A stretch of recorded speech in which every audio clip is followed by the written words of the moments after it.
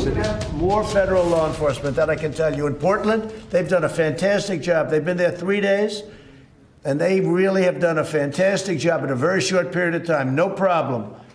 They grab them, a lot of people in jail. They're leaders. These are anarchists. These are not protesters. The police are afraid to do anything. Well, I'm going to do something, that I can tell you, because we're not going to let New York and Chicago and Philadelphia, Detroit and Baltimore and all of these, Oakland is a mess. We're not going to let this happen in our country. All run by liberal Democrats.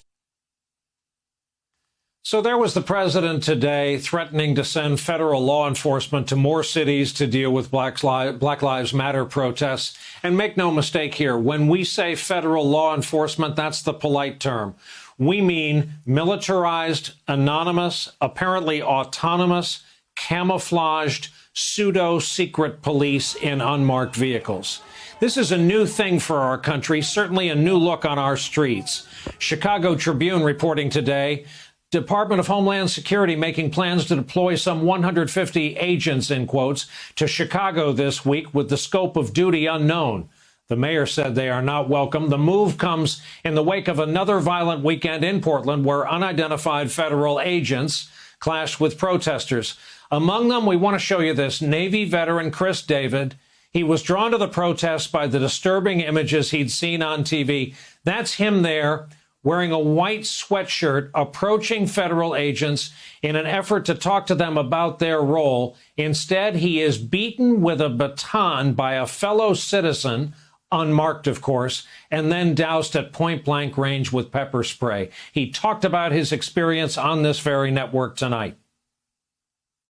The thing that was so upsetting was that there didn't seem to be any recognition that, as a veteran, I was even going to be listened to or treated any differently than anybody else. And that sort of makes sense, because if they're going to gas moms, they're going to beat up vets. Portland's mayor is demanding the federal authorities be removed from his city. Back with us again tonight, retired four-star U.S. Army General Barry McCaffrey, decorated combat veteran of Vietnam and a former battlefield commander in the Persian Gulf, former head of U.S. Southern Command, where they were allowed to wear camo, former U.S. drug czar. General, I got to read this from General Honore. Russell Honore makes this, tweeted this late last week. Make a note. We need to forbid police and federal agents from using military uniforms. The camo uniforms are meant to blend into terrain.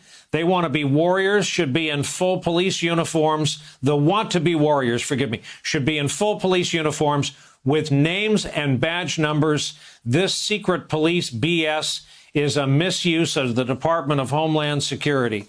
General, I've been waiting to talk to you because if we saw this in the Chile of Augusto Pinochet, we'd think, well, it's a military junta jumping out of an unmarked van in the streets of a city. This is the United States of America. First of all, what's with the camo? Second of all, what's their chain of command, do you think? Well, look, this is a troubling situation. There's no question Portland's been in chaos for almost 2 months now. And by the way, the state of Oregon has 6,700 law enforcement officers, 8,000 some odd National Guard. So they've got adequate manpower and resources to deal with these problems. But as you know, Brian, our Constitution essentially has the overwhelming majority of criminal law enforcement at state, county, and municipal level. And the assets are there to do that.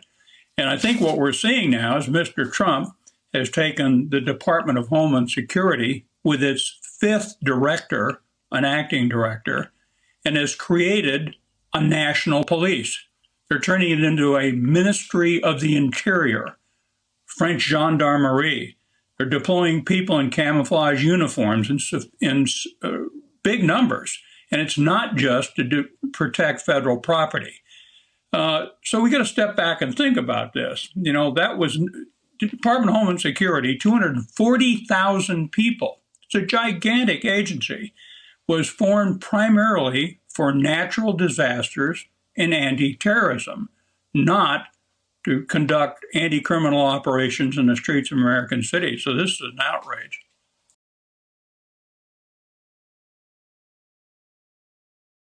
Hey there, I'm Chris Hayes from MSNBC. Thanks for watching MSNBC on YouTube. If you want to keep up to date with the videos we're putting out, you can click subscribe just below me or click over on this list to see lots of other great videos.